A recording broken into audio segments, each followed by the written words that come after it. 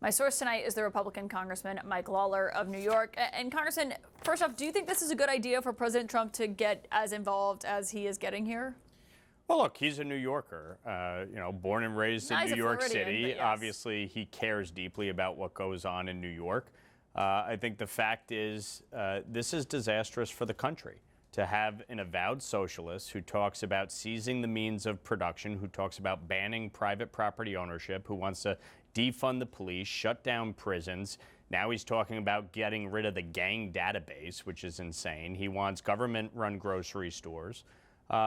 What happens in New York does not stay in New York. And I think the president certainly understands the impact that Zohran Mamdani's election would have nationwide. We've seen since AOC won her election in 2018, a number of socialist candidates get elected to city council, to state legislature in New York, including Zohran Mamdani, who won in a Democratic primary back in 2020 for state assembly in Alexandria Ocasio-Cortez's district. So the reality here, who were defeated, people who had ran on ideas like this, and instead centrist Dems were elected. But now you have him as the Democratic candidate for mayor, and he is espousing all of these views. I'm not surprised you don't like Zohran Mamdani or agree with his views. We served together in the state assembly. Yes, you did, back in 2020, I believe, right? Yep. Do you believe, though, that President Trump's involvement is helpful here? Look, ultimately, New York City voters are going to make a determination. I think the president is right that this cannot be a multi-candidate race. Each of the candidates needs to look introspectively and see whether or not they have a viable path forward. And if they don't, in my opinion, I've been saying this for months, they need to get out of the way so that one candidate who does have support can actually unify the anti-Zohran base of voters. You've got to look at New York City elections. Only 25% of registered voters in New York City have voted in the last two mayoral elections. It is a very low turnout. Zohran Mamdani won the primary with about 13% of registered voters supporting him. So ultimately, you have a pathway if it's a one-on-one race. So if it's a multi-candidate race, Zohran will be the mayor. So do you agree with President Trump that the others should drop out, so it's Mamdani versus Cuomo? Look, I am supporting Curtis Sliwa. I think Andrew Cuomo is responsible for a lot of the problems in New York, including signing cashless bail into law, which has been a disaster. Jessica Tisch coming out today saying what a disaster cashless bail was for crime in New York City. You look at, New York being a sanctuary state, Andrew Cuomo signed that. Congestion pricing, Andrew Cuomo signed that.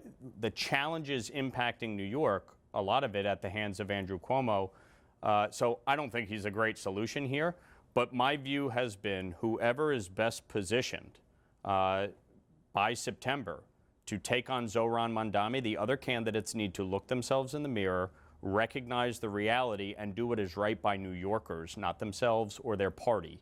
And so ultimately, I think the candidates need to make a very quick decision as to whether or not they have a viable path. And if they don't, they need to get out. Speaking of cashless bail, that's something that the president was talking about today when talking about his kind of federal takeover of D.C., crime here in Washington today. It was during a speech he was giving at the Bible Museum in Washington. There was one comment he made that caught our attention. I want everyone to listen to that. They said crime's down 87%. I said, no, it's more than 87%. Virtually nothing. And much lesser things that take place in the home they call crime. They'll do anything they can to find something. If a man has a little fight with the wife, they say, this was a crime, see? So now I can't claim 100%. But we are a safe city. Did that strike you as dismissive of reports of domestic assault, domestic violence? It wasn't very clear to me, but the bottom line is domestic violence is a serious issue across this country. We have seen it. I have met with numerous organizations that deal with domestic violence on a daily basis. They do great work trying to help victims of domestic violence. It's part of the reason why I have fought time and again to make sure that those who perpetrate domestic violence don't have access to guns. We see the impact there. But if you look at the overall situation in Washington, D.C., Crime is down in large measure because resources have been extended. Law enforcement, the National Guard, the DEA, the ATF, the FBI have come in to flood the zone. This is a problem in cities all across our country. You look at New York, 80% of those who commit crimes with a gun are released back out onto the street. You know, Zohran Mamdani talking about getting rid of the gang database. Under Raise the Age, 16 and 17-year-olds are using guns in the commission of a crime, and they're getting a slap on the wrist and released back out into the streets. That's why gangs are hiring them. We have to take this seriously. The problem has not been the police. It has been politicians like Zohran Mamdani, like Andrew Cuomo, like Kathy Hochul, who support cashless bail, raise the age, defunding the police. That has created this crisis that we have seen all across our country. We started the show asking your Democratic colleague in the House about the release of these new Jeffrey Epstein documents tonight.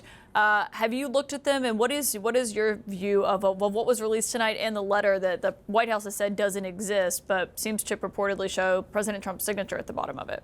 So look, I have said from the very beginning, anyone who committed a criminal offense as part of this entire Epstein scandal should be prosecuted. Anybody who was involved in Jeffrey Epstein's crimes against these women, these victims of rape, of sexual assault, of abuse, should be prosecuted. The FBI and the Department of Justice have had all of these records for years. Our committee, the Oversight Committee on the House Oversight Committee, has already released over 30,000 documents. Last week, I supported a resolution, a rule to authorize the committee to release this, to continue to push them to release these documents. The document you're reporting on tonight came from those subpoenas that were issued by the committee.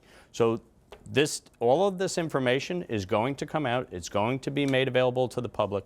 But as I've said, the challenge here, what I see, is that this has been politicized in such a way to make it all about politics as opposed to the victims. Anybody who has been abused by Jeffrey Epstein, or anyone that has been involved in the human trafficking or the sexual assault and exploitation of these women, these children, should be prosecuted, period.